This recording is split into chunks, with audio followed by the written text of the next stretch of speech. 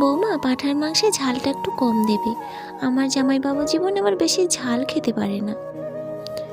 এখনো কত রান্না পড়ে আছে, ওদিকে মেয়ে জামাই সব এলো বলে। একটু তাড়াতাড়ি হাত চালাও তো দেখি। তো আমার বাবু 18 মাসে বছর। এই তো মা, আমি সব করে নিচ্ছি, আপনি বরং একটু গিয়ে বিশ্রাম নিন। না, আমি ঠিক আছি মা। একটা কথা বলার ছিল, মানে যদি...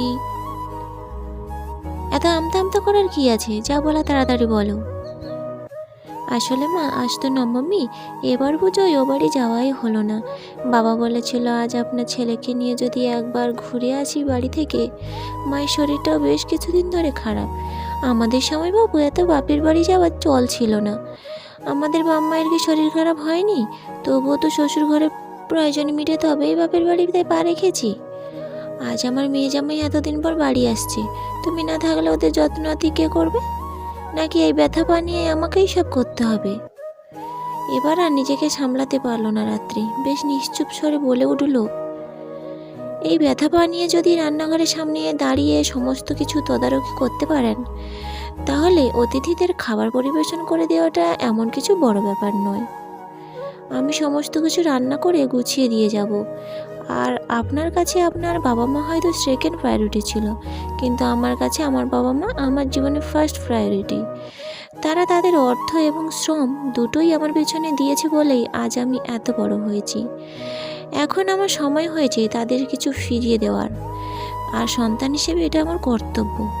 আর এবাড়ির বউ হিসেবে যে কর্তব্যগুলো আছে সেগুলো মনে রাখবে। বিয়ের পর শ্বশুরঘরের মর্যাদা রক্ষা করার দায়িত্ব তোমার। আর সম্পর্কে আমি তোমার শাশুড়ি হই। আমার মুখে মুখে তর্ক করছো? ওই তো একটা ছোট্ট স্কুলে পড়াও, আমার ছেলের অগাধ টাকা দেখে গলায় ঝুলে পড়েছো। তা ঝুলেই যখন পড়েছো, এবারে সমস্ত নিয়মকানুন তোমাকেই পালন করতে হবে। না হলে এ বাড়িতে হয় আমি থাকবো, না হয় তুমি। অনি, বাবা তুই আমাকে বৃদ্ধাশ্রমে রেখে আয়। কান্নার সুরে ছেলেকে চিৎকার করে ডেকে বিলাপ করতে লাগলেন সুনিপা দেবী। কি হয়েছে মা, এসব কি বলছো তুমি?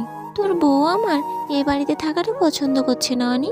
তুই বরং আমায় বৃদ্ধাশ্রমে রেখে আয় বাবা। শুধু মরণের আগে আমার মুখে একটু জল দিয়ে আসিস। কি, তুমি মাকে কি বলেছো রাত্রি? আমি তো শুধু বলেছি আজ একটু ও বাড়ি। রাত্রির কথা শেষ হওয়ার আগে চিৎকার করে উঠল আনি, ক্ষমা চাও, এক্ষুনি মায়ের কাছে ক্ষমা চাও। তোমার জন্য আজ আমার মায়ের চোখে জল এসেছে।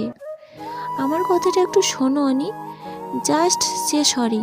বলবো না আমি কোনো ভুল করিনি, তাই সরিও বলবো না। এই তুমি বিয়ে কেন করেছো বলো তো? সারা জীবন মাকে নিয়ে থেকে যেতে? আমি তোমাকে মাথা দিব্যি দিয়েছিলাম আমায় বিয়ে করো। আমি মাকে আমাদের দুজনের মাই ভাবতাম অনি, কিন্তু আজ তুমি বলেই দিলে আমার মা। স্বামী স্ত্রীর সম্পর্ক এমন একটি সম্পর্ক যেখানে তোমার আমার এই শব্দগুলো খাটে না। যাই হোক, তুমি যখন এমনই মনে করো তাহলে বলবো, আমার বাবা মায়েরও এখন আমাকে প্রয়োজন, আমাকে যেতে হবে। সময় নিয়ে ভেবে দেখো, এই বিনা মাইনে কাজের মেয়েকে আবারও কোনোদিনও দরকার হবে কি না। যদি দরকার হয় ডেকে পাঠিও, আজ বরং আসি। আমি জাস্ট ভাবতে পারছি না তুমি আমার সাথে এইভাবে কথা বলছো।